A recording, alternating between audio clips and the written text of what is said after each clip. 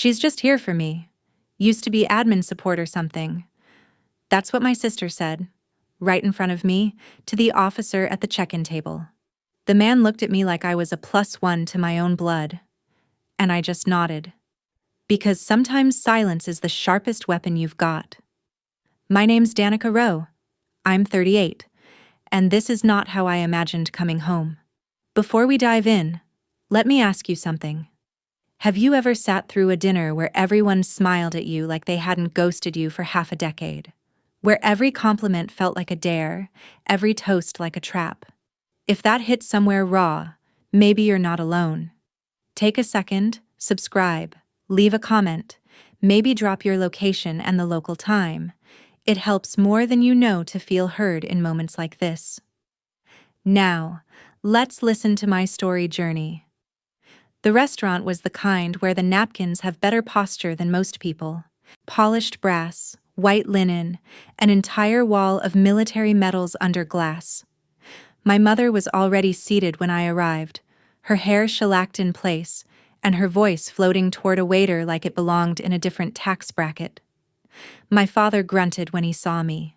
No hug, just a head nod that could have been meant for the hostess. Melody, my younger sister, my family's chosen star, looked radiant. Pressed uniform, perfect braid, medals catching every light in the room. She was being promoted tonight. Lieutenant Colonel, National Guard. 4 years of service. You'd think she'd stormed every beach since Normandy the way they beamed at her. And me? I wore a black blazer that didn't quite zip up all the way. Sat at the edge of the table, where the bread never made it and the waiter kept forgetting my water. No name card, no mention in the program, just me and my fork, held like a weapon I couldn't legally use anymore. Then came the toast. My father stood up. Old school, Vietnam vet, chest still puffed with things he doesn't talk about but never lets go of. He raised his glass and said, louder than necessary, "To those who serve with honor, and those who just serve their egos." The table chuckled. My cousin coughed awkwardly. Melody smirked into her champagne. Even my mother looked down at her napkin like it had a crossword puzzle on it. I didn't move, didn't flinch. I just chewed on a piece of chicken that tasted like pride cooked without seasoning, dry and bitter. They think I'm a nobody now. Never mind that I was once the senior operations analyst in a NATO coordination unit. Never mind the Black Ops file I took the fall for to keep my team's name clean. Never mind I still wake up some nights reaching for a radio that's no longer strapped to my shoulder. No, I'm just admin support or something. Dessert came. Something chocolate and soft, like the part of me that used to cry about this kind of thing. I didn't touch it. Then it happened. The door opened. A man walked in. Broad shoulders, polished boots, dress blues tailored to power. The kind of presence that makes a room straighten its spine without thinking. He scanned the table. Not Melody, not my father. Me. He walked straight up to my seat, stood tall, and saluted. "Colonel Rowe, ma'am, welcome back." The table went silent. Knives paused in midair. Champagne flutes stopped mid-toast. My father's hand trembled just slightly. Melody's jaw tightened. "Good to see you, Lieutenant General," I replied, voice low but even. We shook hands.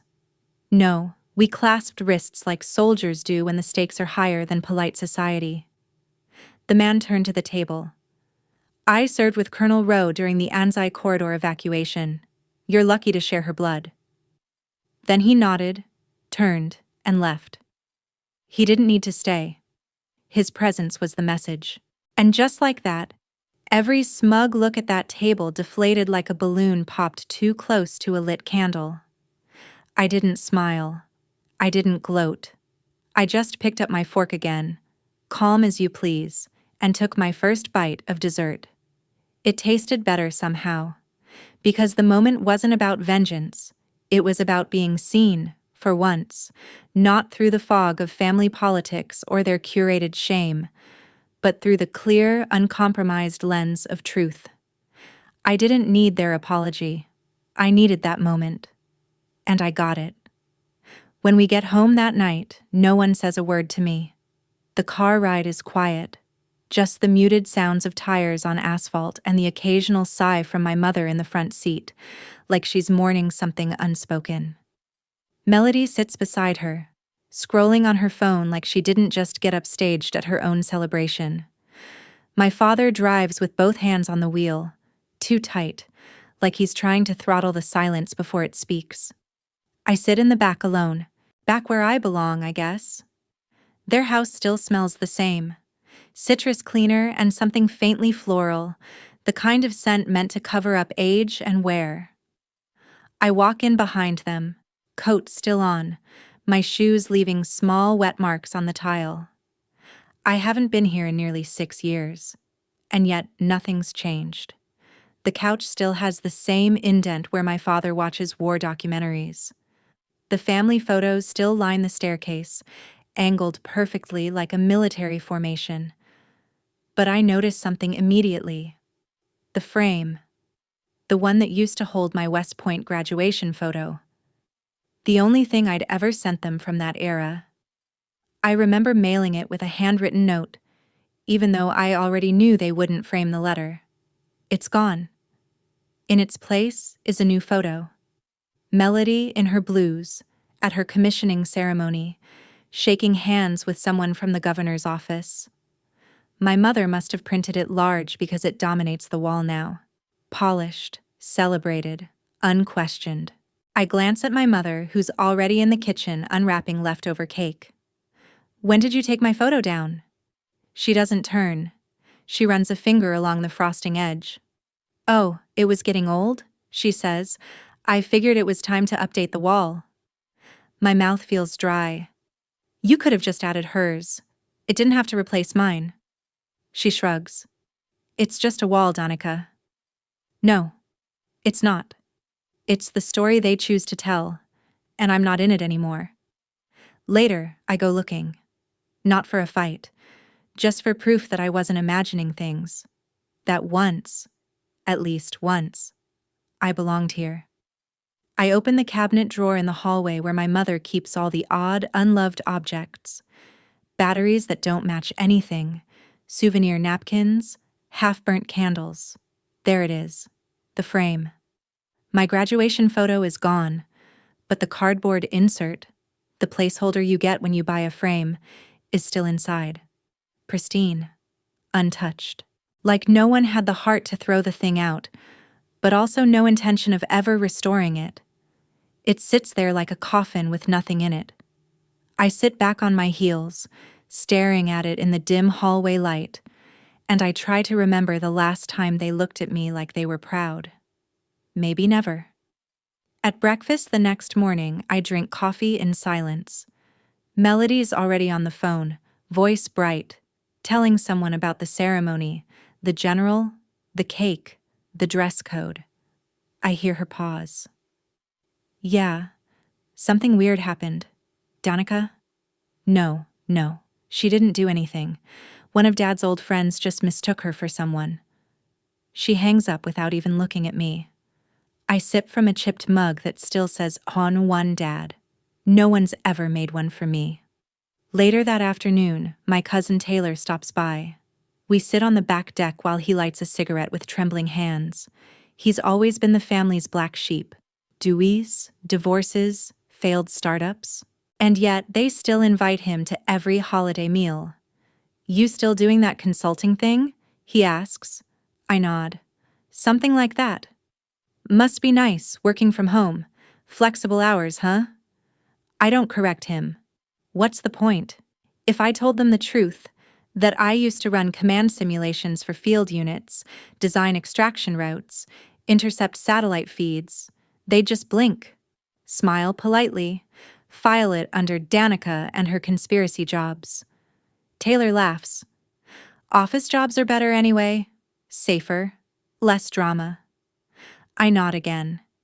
It's a talent I've perfected. Nodding while bleeding internally. That night, I retreat to the guest room. The one with the twin bed, the peeling wallpaper, the closet full of abandoned prom dresses and broken luggage. I sit on the floor with the old frame in my lap, the empty space staring back like a wound that never scabbed. I don't cry. Not yet.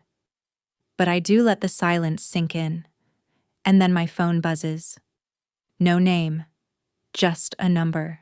The message reads, "They're digging into Langhi Tigray. Journalists have the old files. Your name's in them. Be careful." My hands don't shake, but my breath stutters in my chest. Langhi Tigray.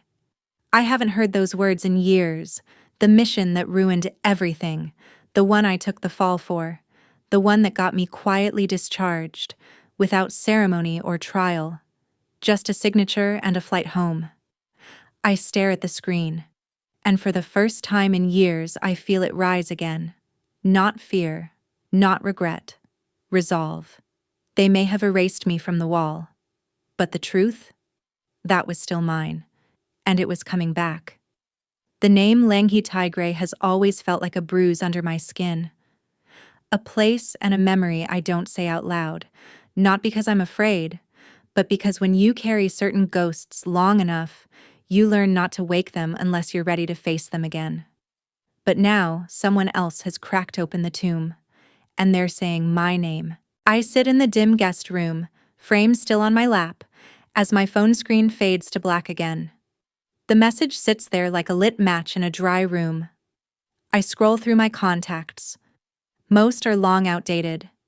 People I used to serve with, a few I trusted. Fewer still I would call now.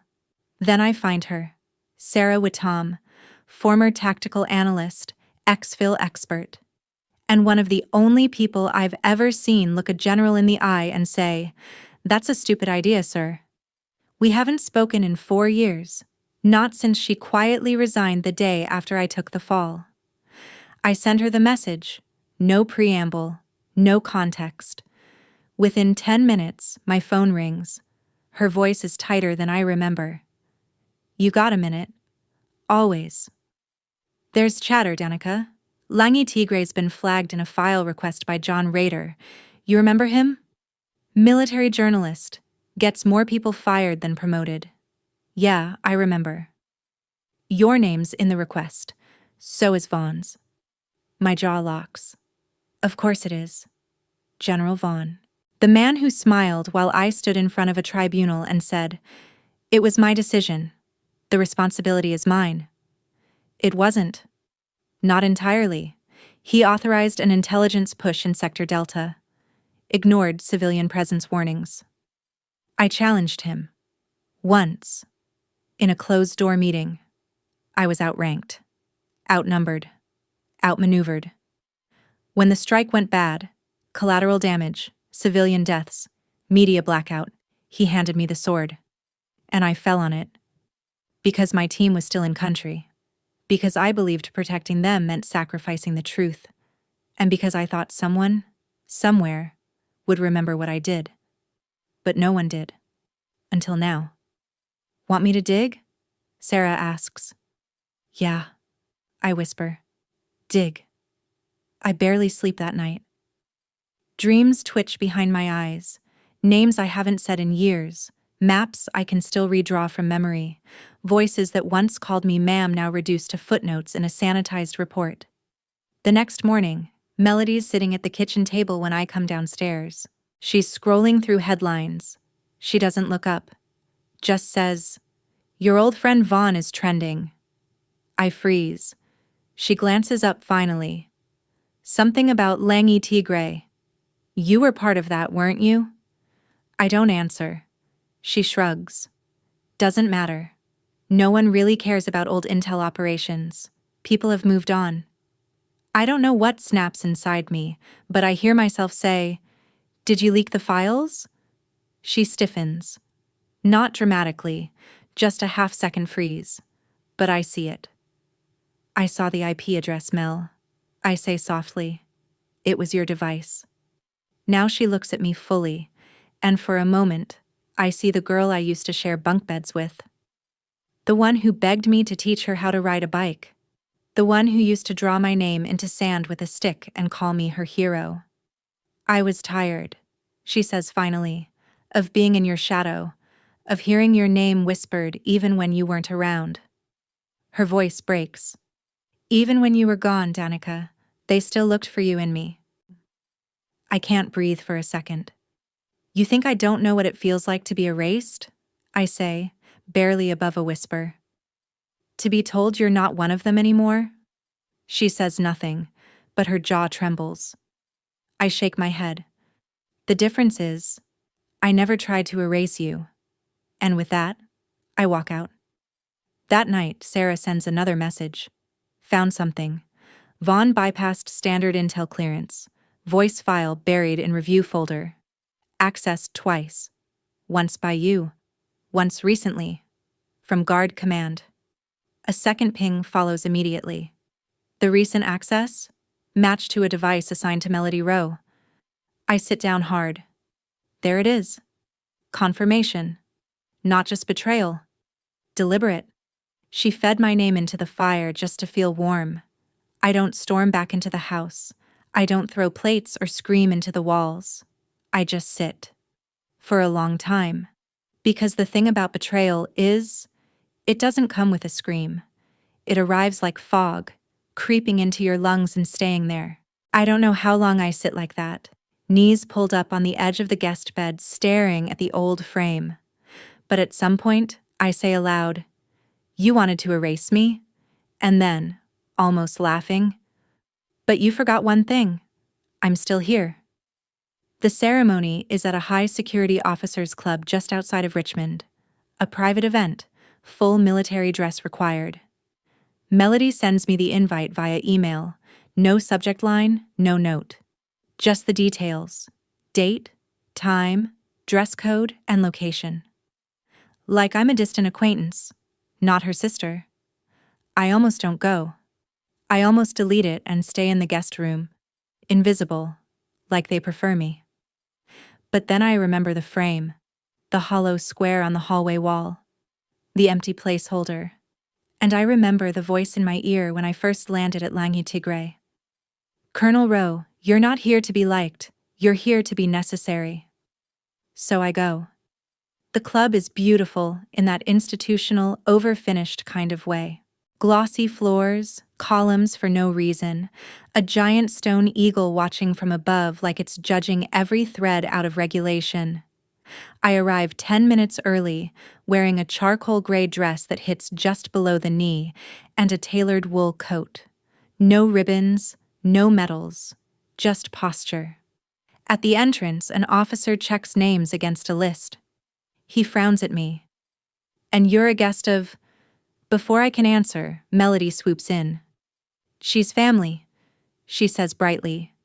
"Used to be admin support or something. She's just here for me." Her hand brushes my shoulder in what I guess is meant to be affection, but it lands like static. The officer waves me in. I nod politely, and I walk into a room decorated like a recruitment video. Red, white, and blue bunting. Projector screens cycling through her photos in uniform. Tables arranged by rank and relation. Mine is off to the side. No nameplate, no greeting. Just a folded napkin and a glass of water already half empty. I take my seat. And wait. When Melody takes the podium, she glows. Her voice is crisp, her stance commanding. She's good at this. Always has been. "I want to share a quick story," she begins, eyes scanning the room. "When I was a kid, my sister once told me, 'You go ahead and try. I don't think I can keep up with you.' And that stuck with me. That was the moment I swore I'd never quit, no matter how hard it got." The room chuckles softly. A few heads turn to me. That same sideways glance people give when they think they're being subtle. I feel the weight of it, the unspoken, "Look who didn't keep up." I say nothing. I grip my fork. And I remind myself I've held heavier burdens in war zones. The speeches continue. Officers rotate in. Awards are handed out. Champagne flows.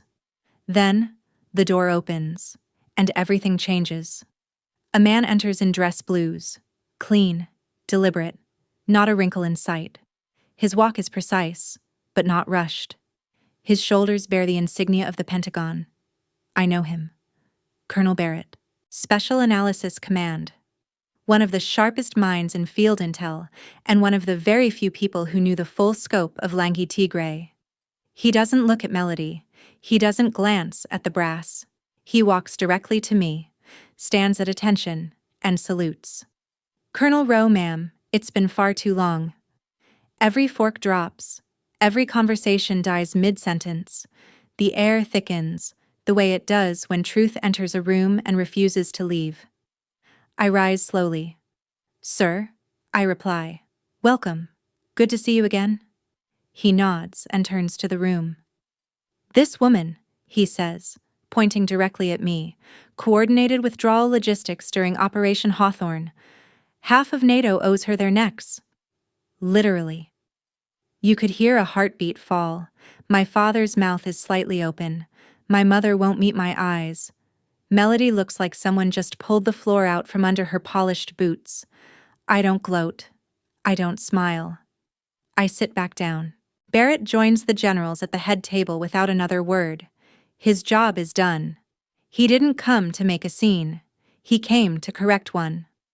Later, as the crowd recovers, a young cadet, couldn't be more than 20, walks over, fidgeting with the cuff of his jacket. Excuse me, ma'am, he says. Are you really a colonel? I take a slow sip of my water. Still the same cheap plastic cup. Of course. Yes. He nods awkwardly. I saw the files. I mean, the ones they're talking about. From Langi Tigray. I thought. He stops himself. I thought you were just gone. Like, faded out. I look him in the eye. There was a moment, I say, when I was given the option to strike. High-value target.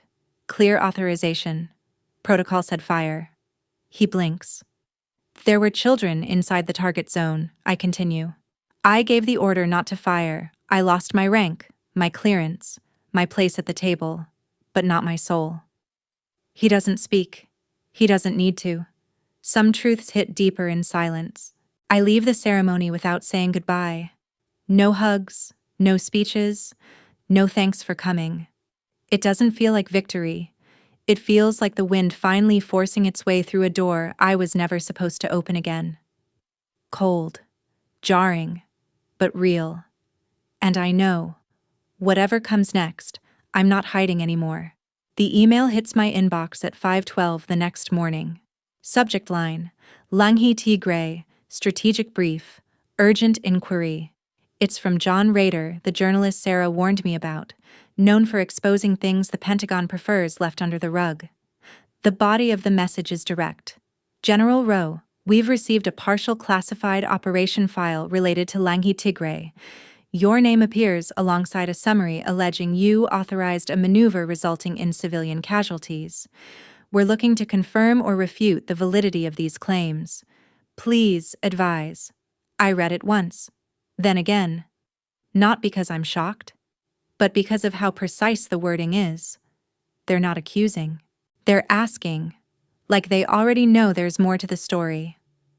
I forward the email to Sarah, then I sit back in my chair, exhaling so slowly it feels like peeling off armor.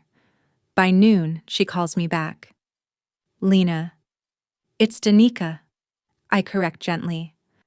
Haven't been called Lena since Sandoval Command. What did you find? There's a pause. Then her voice drops. The leak originated from a guard device. More specifically, it was logged under a tablet assigned to your sister 2 years ago. My throat tightens. Melody. Danica? Sarah says carefully. She accessed the strategic archive using a now-retired access point. The one from your old desk at base. You remember the server room? Of course I do. Where secrets used to breathe? Where silence had a pulse? I hang up. No goodbye. The drive to Melody's base is quiet, broken only by the thrum of tires and the low ache in my stomach. Not anger. Not yet. something worse. Recognition. I walk into her building like I still belong, like my clearance hasn't been dead for years. The guards hesitate when they see me, then one nods, lets me through. She's in the break room, coffee in hand, phone in the other. I sit across from her and slide a printed log across the table. Recognize that login? She glances down. Her lips press into a line, then, I sent it. Just like that. No flinch. Last year, I was angry, she says, voice clipped. Everyone kept talking about you. Even when you weren't there. Even after you were discharged, it was still Danica this, Danica that. And me? I was just the one who stayed. I stare at her. Not the officer. The little girl who used to build Lego fortresses and cry when they broke. The one who used to sneak into my bed during thunderstorms. The one who whispered, "When I grow up, I'm gonna be just like you." And now here we are. You think I don't know what it feels like to be invisible? I ask softly. To be shelved? To walk into your own family's house and realize you've been replaced? Her voice cracks. I was wrong. Yeah, I say. You were. She looks away. But it worked, didn't it? It got their attention. You're back in the headlines. Not because of you, I say. In spite of you. She winces. People still see you shining, even when you're gone. I want to hate her for it. But I don't. Because underneath the ambition and betrayal, I still see the girl. Still see the fear. Still see me. Once upon a time. I didn't come here to reclaim honor, I say. I came to stop them from rewriting the truth. Then I leave. That night, Sarah and I meet at the decommissioned server bunker. It smells like cold metal and dust and old secrets. You're lucky I still know the override path, she says, typing like the keys owe her rent. The monitor flickers. I type my passphrase. Wraith07. Old habits die screaming. The screen unlocks. A folder blinks red. Review only inside. Briefings, dispatches, metadata logs, and one audio file. I click it. Static. Then, you will reprioritize Sector Delta. I don't care what Langston says. Execute Strike Protocol 5A. Civilian risk noted. Acceptable. General Vaughn. His voice. Crystal clear. Bypassing command. Authorizing a move I never approved. Sarah leans in. If this goes public, he's done. I nod. But the air has shifted. Not just cold. Watched. The next morning, I wake to a string of security alerts. Melody is under review. Internal inquiry pending. They trace the leak to her device. They're coming for her. And I know what that means. I pull on my old service coat. Walk into the guard counsel's office. I keep the medals tucked in the inner pocket. I don't need to flash ghosts to speak truth. When they ask if I knew about the access, I answer. I gave the order for Captain Rowe to retrieve that file. Any breach in protocol is mine alone.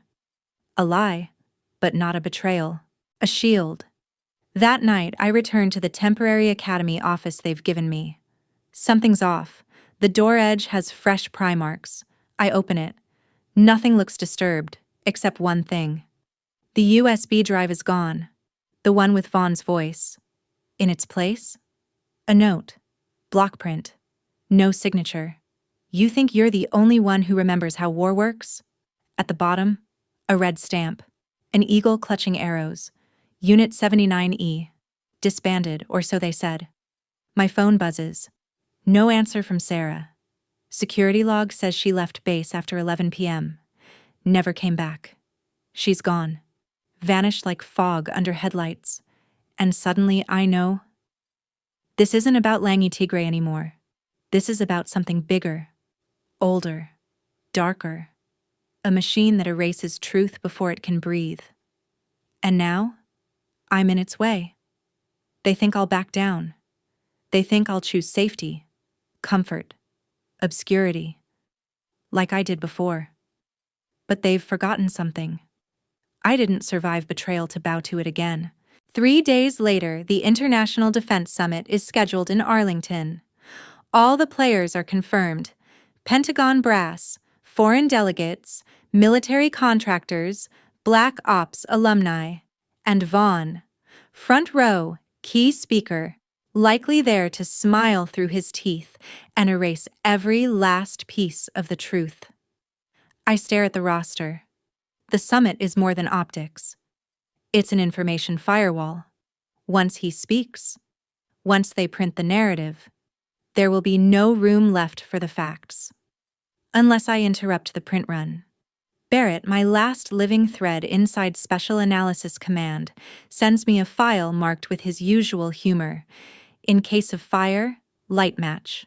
It contains a backdoor plan, rear access point, rotation of guards every 11 minutes, a buried AV uplink from an old disabled media booth. Not foolproof. But enough. I send it to Melody. She replies in 2 words. I'm in. We meet in a parking garage 2 blocks from the summit venue. She's in civilian clothes, hair tied back, face grim. No apology, no excuses, just purpose. She looks me in the eye. Let me be the inside. They know I've been suspended. It won't seem strange if I show up asking for reinstatement. I can carry the device. Her voice steadies. I'll wear the badge, Danica. For real this time. I hesitate. The last time she tried to fix things, I nearly lost everything. But this time, her eyes don't flicker. Her voice doesn't waver. She's not doing it to be seen. She's doing it to see me. Okay, I say.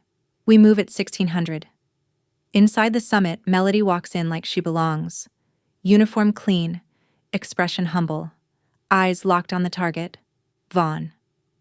Outside, I sit in a van wired to the relay box, Barrett monitoring the external frequency.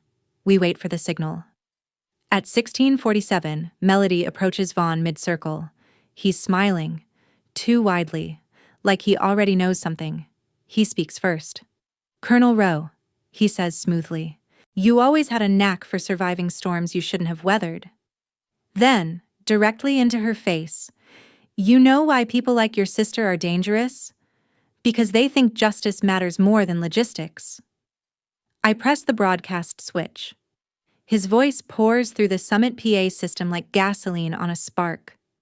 Yes, I fed that mission false intel. You know why? Because a clean win makes cleaner headlines. And soldiers? They follow the version we print. The room freezes. Then, silence. Dead air. The signal dies. Someone found the uplink. Systems down. Barrett growls. They cut the line. I leap from the van. Backup feed, I snap. Route power to channel B. Barrett's hands fly across the board. We hear a single shot ring out. Ethan, our comms runner, is hit. He stumbles from behind the relay box, bleeding from his shoulder, eyes wide but calm. I catch him before he collapses. He grabs my wrist. Voice raw. Don't let them win with silence. I secure a tourniquet around his arm, teeth gritted, hands moving like I'm back in field medic drills. Barrett reroutes the feed. I reinitiate the broadcast. The screen flickers. Signal caught. I step into the frame. No more cloak. No more shadow. Just me. Danica Rowe. No uniform. No rank. Just a voice. My name is Colonel Danica Rowe, and I was erased. The room inside the summit watches in stunned silence. I continue, each word measured like a shot fired across enemy lines. When power manipulates records, soldiers die following false orders. I lost everything because I said no to protocol, because I refused to strike a target full of children. The man standing in your center, General Marcus Vaughn, fed us fabricated intelligence. Then he pinned the fallout on me.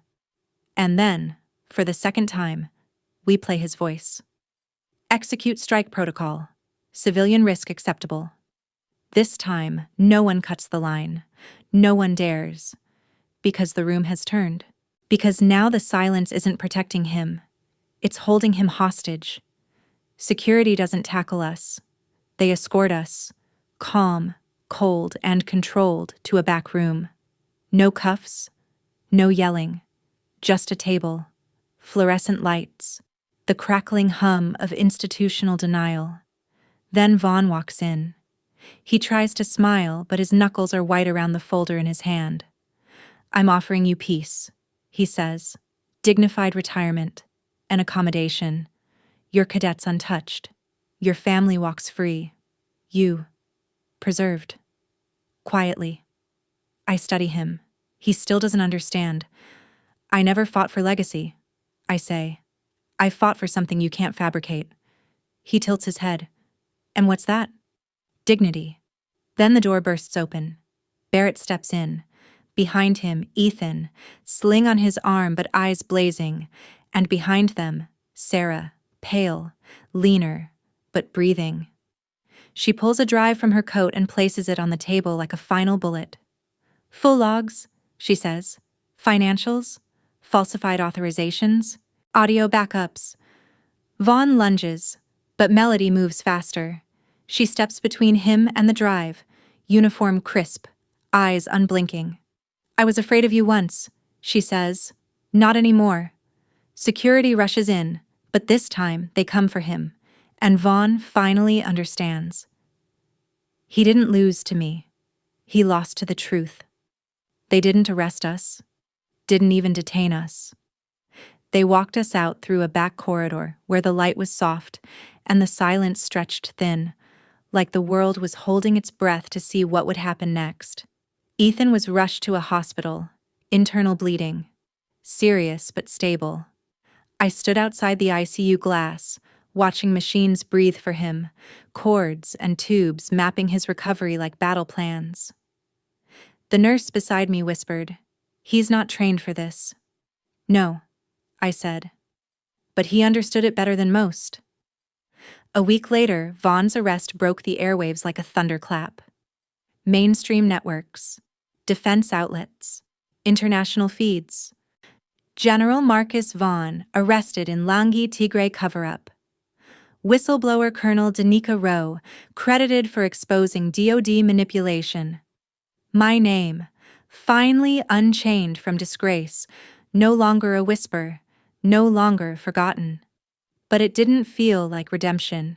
It felt like air, like gravity loosening its grip just long enough for me to breathe. The Pentagon summoned me for a formal hearing. 3-star panel.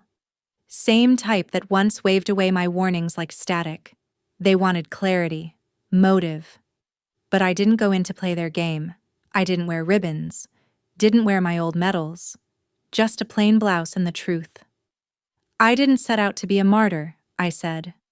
"But silence is not neutrality, and I will never apologize for disturbing a peace built on deception." There was no applause, just nods. Then came the verdict. Full restoration of my rank and honors. Internal disclosure waived from prosecution under public integrity protections. Melody, reprimanded but retained. Active duty, no stain, no discharge. We walked out of that building together, not as symbols, not as shame, but as whole women, blood-bound, battle-scarred, still standing. A month later, I went back to the house, not because I needed closure, but because sometimes you return not to remember, but to reclaim. In the hallway, the wall of photos had changed. My West Point picture, once pulled, now restored. This time, beside Melody's, a quiet recalibration. My mother stood nearby. She didn't say anything at first, just stared at the photos. Then softly, "I never knew love could be that silent," she said. "Or that cruel." I nodded. "I'm not here to blame," I replied. "I'm here to lay it down." She reached for my hand. Her fingers were colder than I remembered. But they didn't shake. My father approached me after dinner, holding a wooden box like it weighed more than it should. Inside, a folded letter, dated 3 weeks after I left active duty.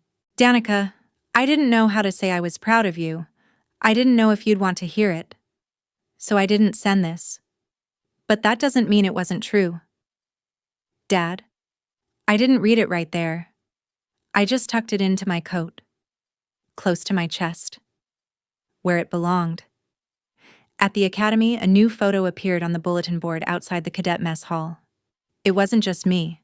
It was me, Ethan, Melody, and 5 young officers we'd mentored through the fallout. Arms linked, no hierarchy, no rank tags, just faces. Below it, in thick black marker, someone had scrawled, "She didn't fight for attention. She fought for attention to the truth." And that's when I finally understood. Legacy isn't carried in medals. It's carried in what people choose to remember. I stepped into my lecture hall that morning, chalk in hand, and began writing on the board. 2 words: moral intelligence. No fanfare. No cameras. Just me, and a room full of cadets still learning how to think past rules and tactics. "This isn't a class about war," I said. "It's a class about what happens after the battles, when silence becomes more dangerous than gunfire, and when truth gets auctioned off to the highest bidder." They listened, not because I shouted, but because I didn't need to anymore.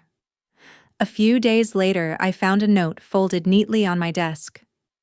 It was Ethan's handwriting, still crooked from his injury. I used to think courage was a loud scream.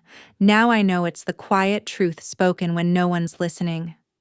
I held that paper like it was armor, because that truth, that was everything I once forgot. Melody didn't return to her old post. She declined reinstatement. Instead, she joined a civilian watchdog unit. Independent. Underfunded. Unyielding. I asked her why.